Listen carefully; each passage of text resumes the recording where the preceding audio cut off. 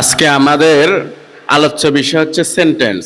Sentence means বাক্য। Sentence means কি?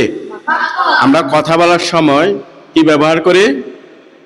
বাক্য ব্যবহার করি। কি ব্যবহার করি? বাক্য কোথা থেকে আসে? শব্দ থেকে। কোথা থেকে? তাহলে আমরা আজকে শিখবো সেন্টেন্স কি, হোয়াট ইজ সেন্টেন্স। স্যারে একটু আলোচনা করতেছি, সবাই খেয়াল করেন বোর্ডে। স্যার প্রথমে লিখলাম হোয়াট ইজ সেন্টেন্স, অর্থাৎ বাক্য কি? বাক্য কি? সবাই একটু বোর্ডে খেয়াল করেন, খেয়াল করলে পারবেন। Sentence is a group of words. Group of, সবাই স্যারের সাথে বলবেন কেমন? Sentence is a group of words that makes a complete sense. Complete, এখান থেকে আমরা কি বুঝলাম? অর্থাৎ সেন্টেন্স বাক্য হচ্ছে কতগুলো শব্দের সমষ্টি। বাক্য হচ্ছে কতগুলো শব্দের সমষ্টি যেটি সম্পূর্ণ অর্থ প্রকাশ করে। সম্পূর্ণ কি প্রকাশ করে? অর্থাৎ আমাদের বাক্যটা, আমাদের কথাগুলো হতে হবে অর্থপূর্ণ। কথাগুলো কি হতে হবে? আমরা যদি কথা বললাম কিন্তু কথা যদি অর্থই না থাকে সেটা বাক্য হবে না। আমি বললাম যে আমি ভাত খাই, এই কথাটার অর্থ আছে নাকি নাই? এটা একটা বাক্য, কেমন? আবার যদি বলি গরু আকাশে উড়ে, গরু, কথাটা কি সামঞ্জস্য? সত্যি গরুকে আকাশে উড়ে? এগুলা দিলে, এগুলা দ্বারা কিন্তু সেন্টেন্স বা বাক্য প্রকাশিত হবে না, কেমন? তাহলে আমি লিখতে পারি এক্সাম্পল, উদাহরণ। কি লিখলাম? স্যার এখানে লিখলাম I read in class 5. I read in class, আমি পঞ্চম শ্রেণীতে পড়ি। এখন দেখেন এখানে যে বাক্যটা হয়েছে, বাক্যটা কিসের সমন্বয় হয়েছে খেয়াল করেন। আই একটা শব্দ, আই একটা কি? রিড আরো একটা শব্দ, কেমন? ইন একটা শব্দ, ক্লাস একটা শব্দ, 5 একটা শব্দ। তাহলে এ গ্রুপ অফ ওয়ার্ডস, অনেকগুলা শব্দের সমষ্টি। অনেকগুলা শব্দের, এই অনেকগুলা শব্দের সমষ্টিটা হচ্ছে বাক্য। অনেকগুলা শব্দের সমষ্টিটা কি? বুঝে আসছে সবার? কে কে বুঝছেন? আমরা যখন বাক্য সেন্টেন্স গঠন করি সেখানে অনেকগুলা শব্দ থাকে। অনেকগুলো কি থাকে? এখন এই অনেকগুলা শব্দের সমষ্টিকে বলা হয় গ্রুপ অফ ওয়ার্ডস। এখন এই শব্দের সমষ্টিতে হতে হবে তোমার সেন্স মিনিংফুল হতে হবে, অর্থপূর্ণ হতে হবে। এটার একটা নির্দিষ্ট একটা অর্থ থাকতে হবে, কেমন? এই জিনিসটা হচ্ছে আমাদের বাক্য।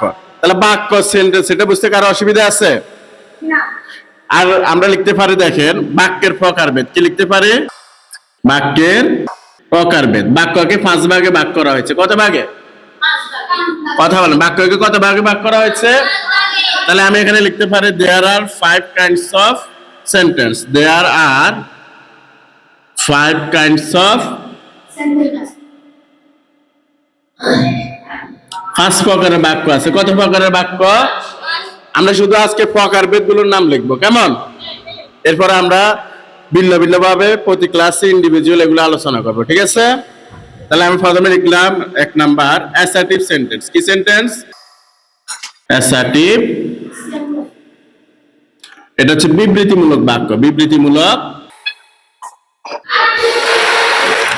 2 নাম্বার হচ্ছে ইন্টারোগেটিভ সেন্টেন্স। কি? ইন্টারোগেটিভ, এটা হচ্ছে তোমার প্রশ্নবোধক বাক্য। এটা দ্বারা কি বোঝাবে? 3 নাম্বার হচ্ছে ইম্পারেটিভ সেন্টেন্স। কি?